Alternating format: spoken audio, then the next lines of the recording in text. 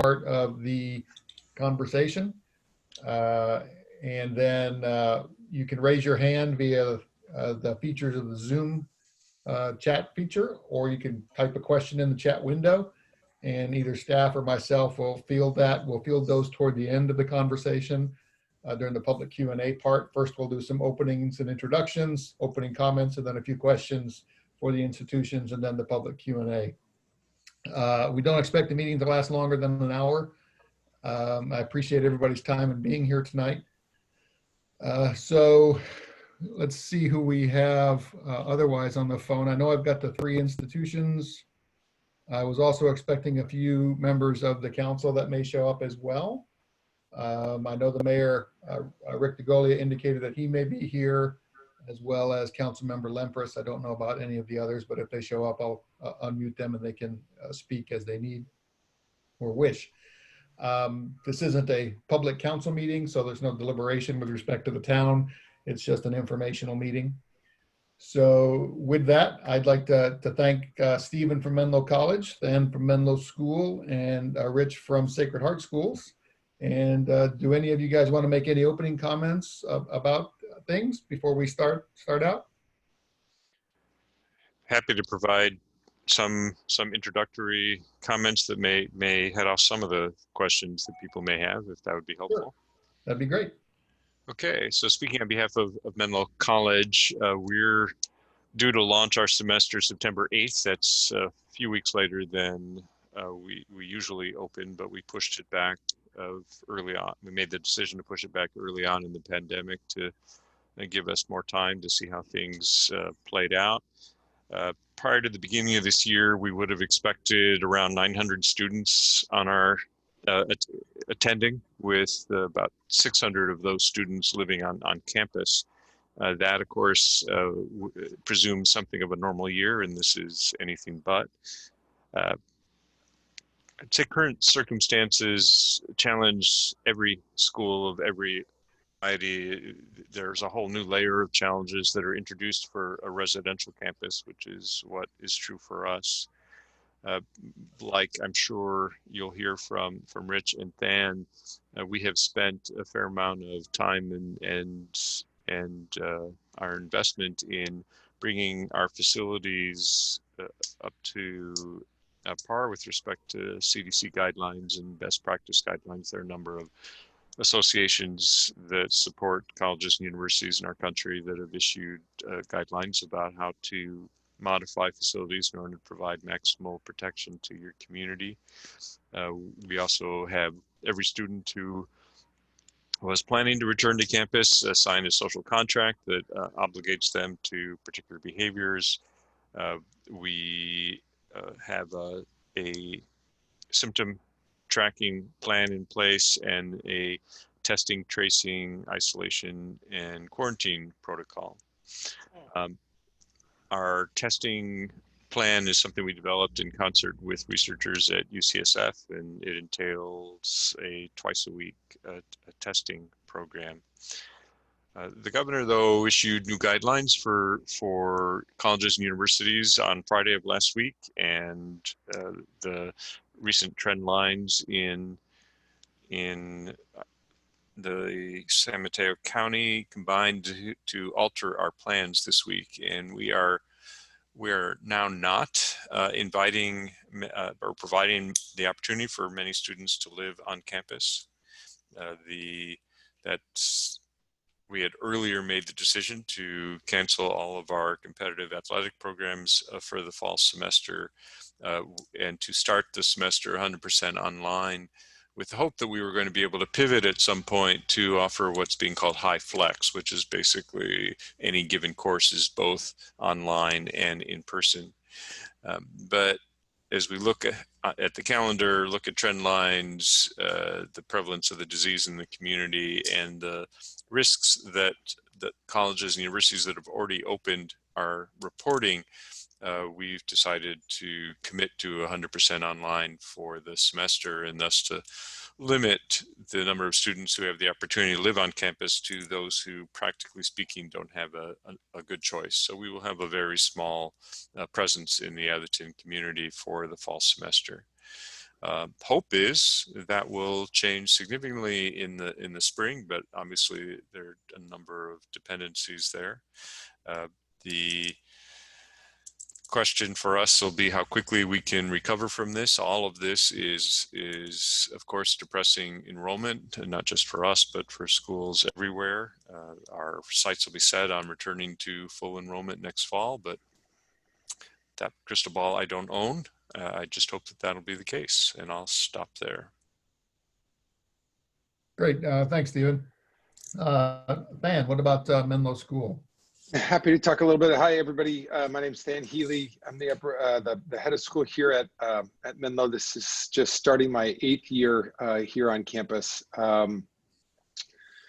Some of you may know that Menlo had the dubious distinction of being one of the first schools in the country to close down, followed shortly by Sacred Heart and other Catholic schools in the Bay Area. I take no pride in that, and would prefer to avoid future distinctions like that. But we had a situation where a staff member had been exposed.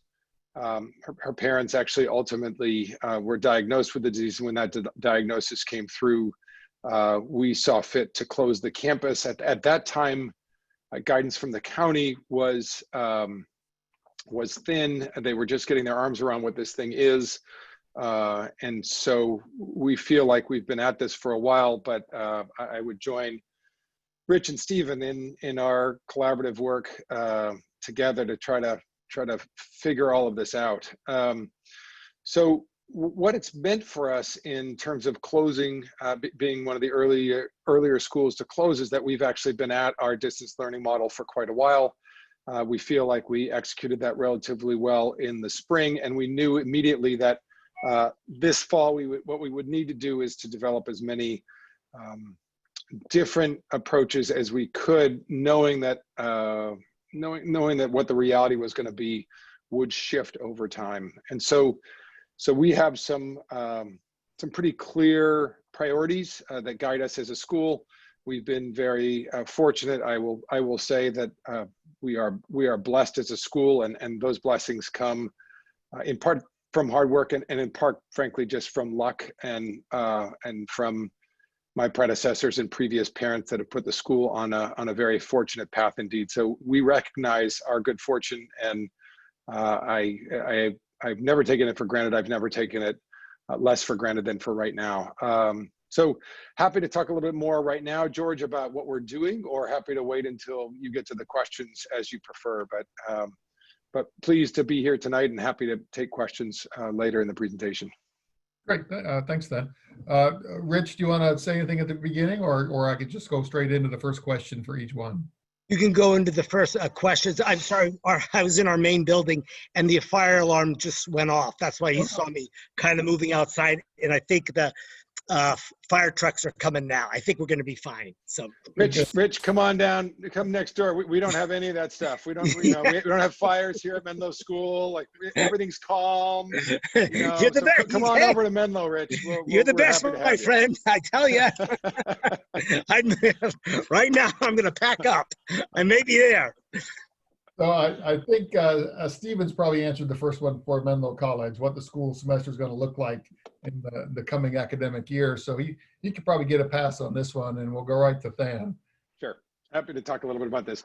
So I mentioned that we have 3 priorities as a school.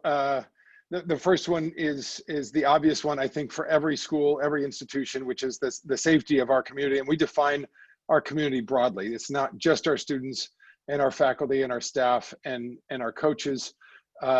It's their larger families. We understand that our students go home to parents and grandparents, some of whom have compromised health systems. And we also know that we exist in a larger community, not just here in Atherton, but we draw 93% of our families from San Mateo and Santa Clara counties. And so as we look at the impact that we have, and we know that schools can sometimes be vectors for diseases like this, that we take this safety really seriously. So that's our first priority. Second priority is probably also obvious, which is continuing to be able to offer a great academic program and provide the best academic experience that we can for our students.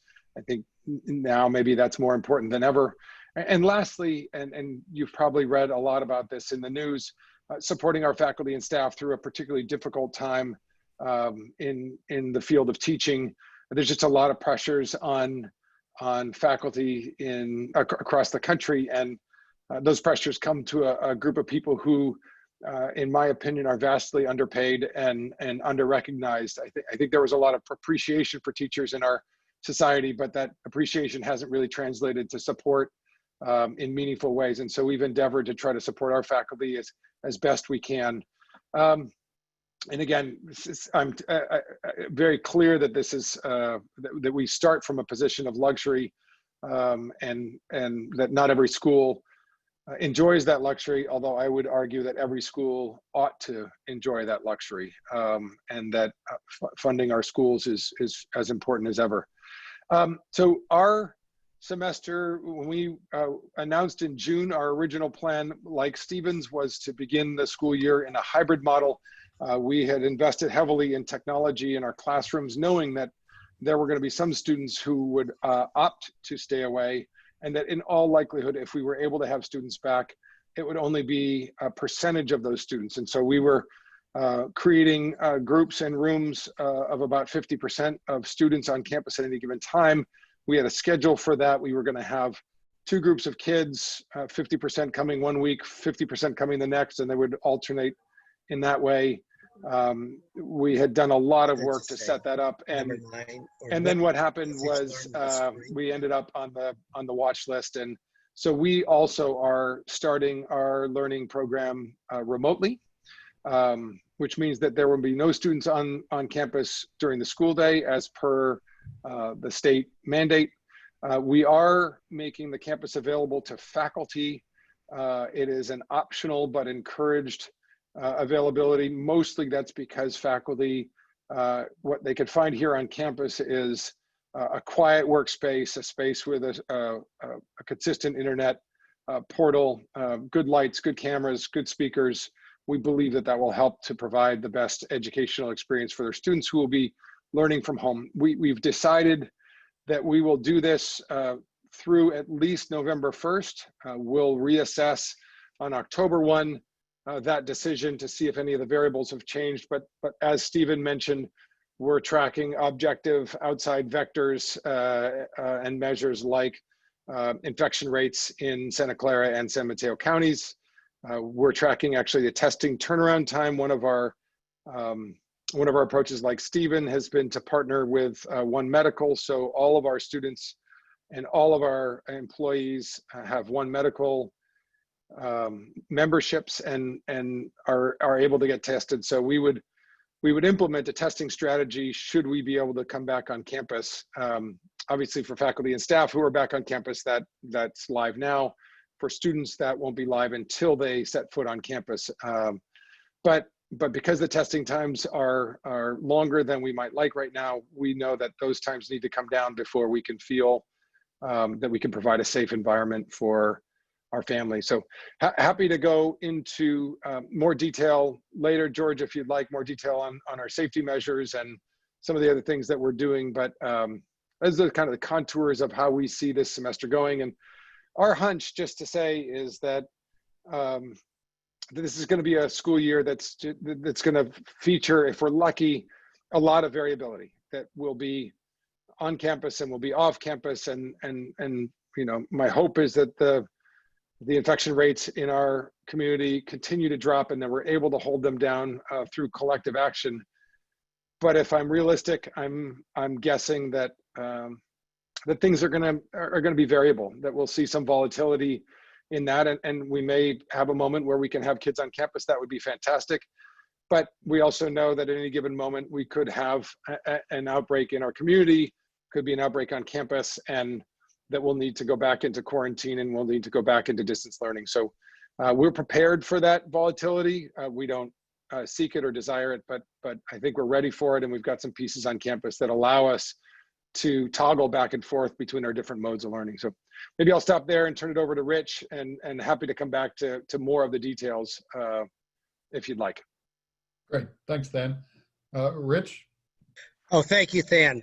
The fire trucks just pulled up over to the Oakwood Retirement Center. And I always tell Than, I have the pleasure of working at an institution from preschool to 12th grade with 65 retired sisters on the campus. So it is a little bit of a challenge in maneuvering. But I think, as Than mentioned, when we started the summer, we were going, we want to do this hybrid model. And ours was a little different than Than's. It was a Tuesday, Wednesday model, and then a Thursday, Friday model, but having the kids at least back here twice a week on campus, and then also having a remote day where they would have contact with their teachers through Zoom, office hours, and maybe some community gathering. But then towards the middle, 3/4 of the month of July, we decided to go fully remote to the fall term. And we did make that decision anticipating the state trend to moving counties to the watch list. We've been using the pandemic framework in all planning and preparation. We followed the restrictions placed by the state watch list. Here, again, as I just mentioned, we did, one of the main reasons why we went remote so quickly during the month of July was because of our residents. Our Oakwood residents range from the middle 60s up to 100 years old. We have preschool, high school, infant care, over 300 employees. An obligation like both Menlo College and Menlo School is the first, the health and safety of our community. And we want to deliver the best possible education from preschool to 12th grade.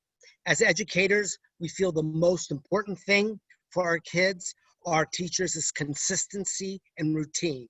We did not want to start the school year, back and forth and toggling. We have grounds. We have beautiful grounds on our campus, but we didn't want to bring people back here to the uncertainty and anxiety with the predicted quarantines and the closures or other interruptions to the school term and academic learning. We wanted our teachers to have a maximum amount of time for planning and preparation to deliver the best possible education via remote means and platforms. Right now, teachers are focused on preparing for one scenario rather than three. Priority can be on training and curriculum development for remote platforms. And this, by calling it in July, we enabled us quickly to design new class schedules that are easily adaptable for the hybrid schedules that we developed in June. So that's where we are right now. And again, as Sven mentioned, high priority was given to our faculty and staff, all our work that we did this summer to ensure their safety. And obviously, everybody wants to come back to this campus at some point during the fall. We'd love to, but it's really going to be decisions that the county make and the data that's given to us. Excellent. Thanks, Rich. I appreciate that. So on to the next kind of topic, which is if and when you do get to bring students and teachers and faculty back to your campuses, there's inevitably going to be circulation issues, parent drop-off and pickup, buses in some situations. How do you see your campus working in that regard? I know, Stephen, you're going to go first here. Yours is a little bit different than the other two, but do you have any issues like that? We tend not to have parent drop-offs, no, and most of our students do live on campus ordinarily. So I don't anticipate anything exceptional there. Once we do house students on our campus, we will close our campus to visitors. It has been closed, practically speaking, but we will likely restrict access at that point in time if indeed the virus is still raging to the same extent as it is now. But I don't think there are issues with respect to buses or other kinds of transportation. As I mentioned earlier, athletic season for us, the whole fall season is canceled, so there won't be any visiting teams and our students won't be traveling. Great. Dan? George, if it's all right, I'd love to answer. So if I'm an Atherton resident, other than being just sort of philosophically interested in what's going on in schools, which I very much appreciate, I'd be thinking about two things. I'd be thinking about safety measures, and I'd be thinking about traffic, which are the two ways that I think, Menlo could interact with the larger community and the town, and potentially in a negative way. And so let me speak to both of those. We will have some people on campus immediately, and obviously, as students come to campus, if we're so lucky, that will increase our body count on campus. And so let me talk about some of the steps that we're taking. For people coming to campus, if you take a look at Menlo School right now, you'll note that there are a number of fences going up on campus. Those fences will restrict entry to the main campus to just a few gates that anyone has to go through: teachers, staff, students, visitors. We have scanners at those gates, quick read thermometers. Students actually through One Medical will have, and faculty and staff will have an app that they use where they report daily symptoms, and then any of their testing is automatically uploaded. And what that app generates is a boarding pass, if you will, that gives kind of the all clear or a restriction sign that can be easily read at the gates. We have made it our policy that anyone traveling outside of the Bay Area needs to quarantine for a period of 2 weeks before they can come to campus. And we've done all this through, like Stephen, through a medical advisory board that we've brought on, mostly made up of parents and alumni, virologists, and people who are working in leading areas of the medical field. And they've been really great at kind of giving us advice about how we might approach this and how can we keep our campus as safe as possible. So a number of measures in place that we think are appropriate. There is, I mentioned the academic program, which the state is very clear is not to happen until we're off the watch list as a county. We actually set a higher bar than that. We want to be off the watch list both in Santa Clara and San Mateo County. And we also want to assure ourselves, as Stephen does, that the infection rates are down, that the testing turnaround time is much shorter, so that we can have some of the things that we put in place actually have the desired effect. But having said that, the county has made it clear that after school voluntary activity, which in our case will take the form of physical activity, there are no sports through December, according to the California Interscholastic Federation. But we do want kids to be moving. One of the things that we know is that adolescents are really struggling with mental health issues. And one of the things that we know is that they can really be helped a lot by physical activity. We've been doing this through the summer in accordance with county guidelines. So still masks on, still physical distancing. If you go out to our football field, you'll see squares and circles that are painted out there. That's where the students are. They all have their little box that they get to work out in. And what it allows is for them to be able to be in visual contact with each other, maybe wave, but not be in physical contact with each other. So we're intending to continue that in a safe way. But all of the things that I mentioned earlier, the scanners and the app and the testing, those all apply to anybody who comes to any part of our campus. So that will continue to be the expectation. So that's the safety piece. The transportation piece is tied to this. I think for residents of Atherton, what you're going to see is a significant drop in the number of trips, especially during peak hours, to our campus. We will still have some faculty and some staff coming to campus. We are providing childcare for our teachers, and that childcare will be mostly targeted both to kids who are preschool age, which we've always had, but also for kindergarten to 8th grade students. We know that one of the biggest pressures for faculty, for teachers in general, has been trying to teach their own kids at home whose schools are closed at the same time as they're trying to teach their students. And so we've endeavored to provide a supervised study space where on-campus tutors will be able to work with faculty and staff children who are not able to attend their schools, to help them with their studies, to make sure that they're safe, to get lunch when they need to get lunch, to run around when they need to run around, to be safe in all of their activities. but we know that this is one of the ways that we can most support our employees as they try to do their 9-to-5 jobs. I know this isn't a revolutionary idea, but I think it's an important idea. And so we will have faculty and staff coming to campus. You will see some young children. You may see some young children on campus during the day. They are faculty and staff children. We're bringing in portables into our loop so that we can have additional space and really have these students spaced out during the day. If and when we're able to bring students back to an academic program, we've discontinued our bus program for the year. We've run the math. We know that in order to keep students physically distant on a 60-foot bus, you can fit 8 students at a time. We don't think it's worth the risk, and we don't know that it's actually saving as many car trips as we'd like. We know that at any given time, only 50% of our students would be coming anyway. And so we're confident that we're gonna well exceed both the spirit and the letter of the conditional use permit as it relates to traffic demand management. So you will not see buses. You will not likely see long lines of cars until such time as we're able to bring students to campus.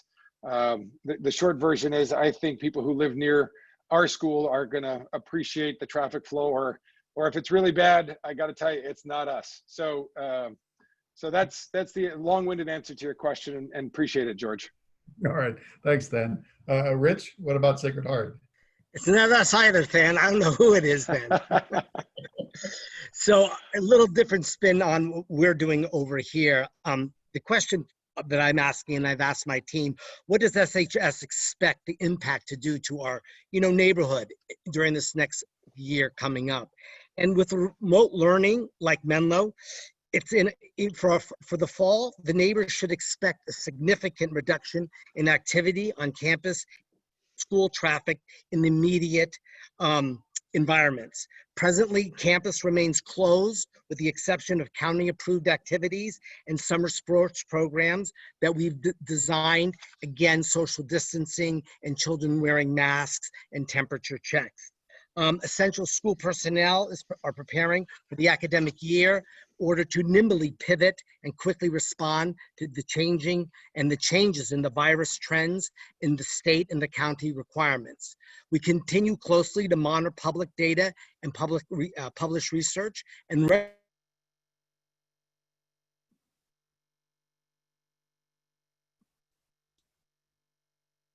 You muted, Rich. There you go. Oh, I'm sorry. Was I muted for a while? Or? No, just the last 10 seconds. Okay, we continue to closely monitor, as I said, public data, published research, and regular consult with our medical healthcare and other professionals to help anticipate future shifts in response that are needed. We learned that our school mission, educational philosophy, and guiding goals and criteria continue to be the most adept and meaningful framework in which to think through and respond to such an unprecedented point in our collective history. Over and over, this guidance has helped us prioritize what our fall term is going to look like, and not on campus in a large scale events or sports games. Those are all canceled for the fall.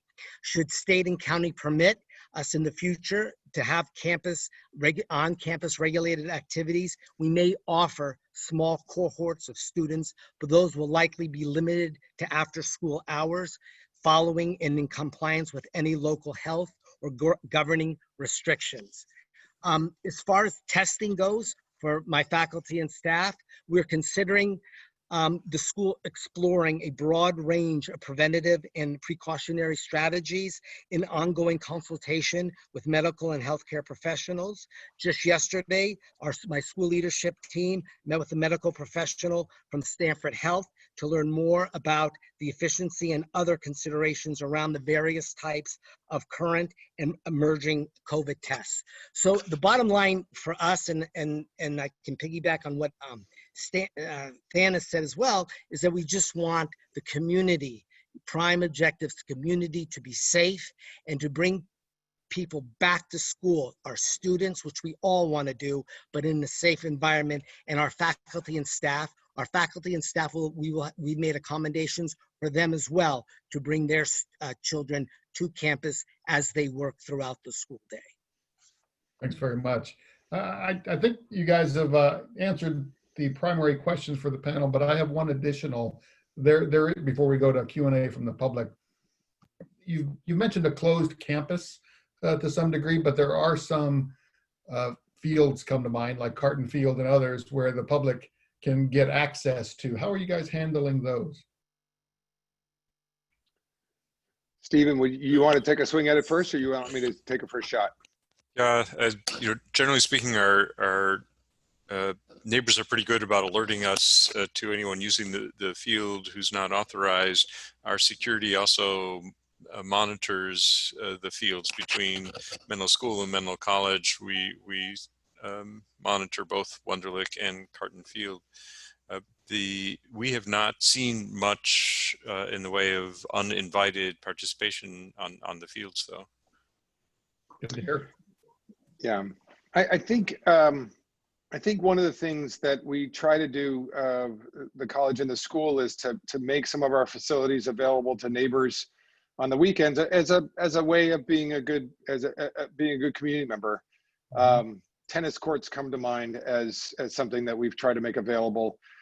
We've had to restrict access to those facilities temporarily, just erring on the side of caution. So neighbors might see that the gates to our track and Carton Field, which we typically try to leave open so people can run in the evenings if they wish to, and we've given out the code to our tennis courts so that neighbors can use those for recreation. We've had to actually restrict access, and that's just until we understand what we're facing here. And we hope that neighbors will understand that that's not a forever policy. It's just us trying to get hold of some variables that feel awfully squirrely to us right now. So our hope is for understanding, and our intent is to reopen access as much as possible to our neighbors when we feel like we're safe and able to do so. Great. Thank you. Rich, do you have anything to add to that? All I have to add is that throughout the summer, all gates have been locked on this campus. Our main gate has a kiosk, so everybody who comes onto campus must check in. During the summer, the fields were only used by our own athletic department if we ran any conditioning programs outside. In our tennis courts, the same thing, by one of our tennis instructors here at the school. But everything else has been locked down from any public use at all. All right. Thank you very much. I appreciate you gentlemen coming this evening. And so we're going to open it up to some public comment. And in the chat window, Anthony's put in how you can ask questions. You can either send an email to the city clerk at asuber@ci.atherton.ca.us. If you're dialing in, you can press *9 on your phone and it'll raise your hand and we can unmute you. Or you can raise your hand using the feature within the Zoom window itself, and I'll unmute you that way as well. You can also type in a question in the chat window, and we'll bring that up to the panel. So at this point, is there anyone who would like to ask any questions? Anthony, do you have any email or anything? No, I have no emails, but I will do some unmuting and give people an opportunity to jump in if you're comfortable with that. You mean unmute at all folks? That could be a little random. I'd encourage people to raise hands or the chat feature. You can unmute a few of the, let's see, I got some names on there that I can recognize, like we have some council members here. We have Vice Mayor Lewis and we have Mayor DeGolia. I've just unmuted the two of you if you have interest in saying anything. I'll defer to the mayor, but I do have a question. Okay. Well, go ahead with your question.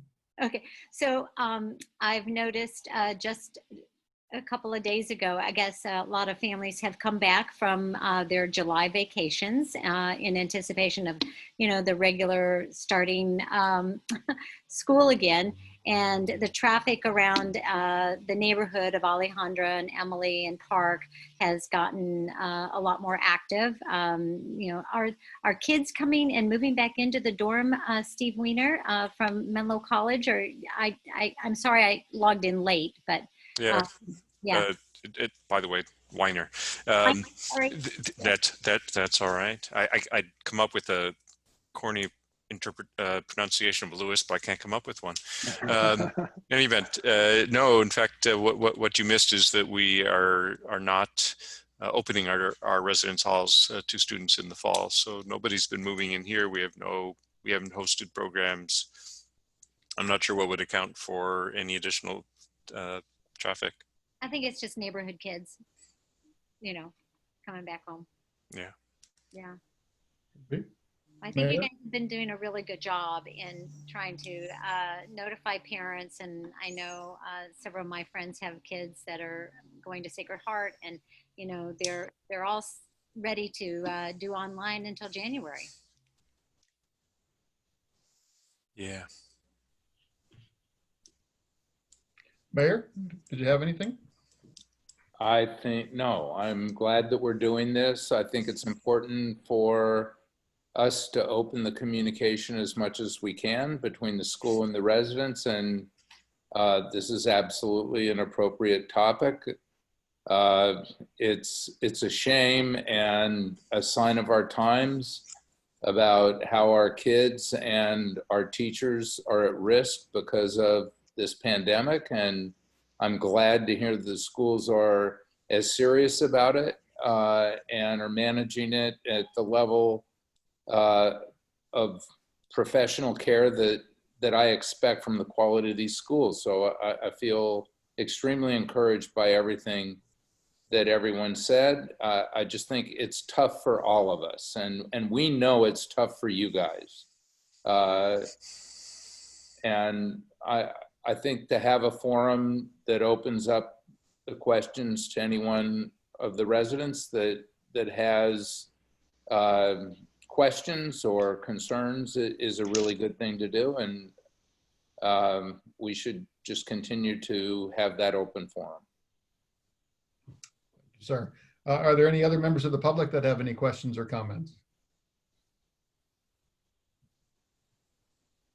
Hearing none. Wow, less than an hour.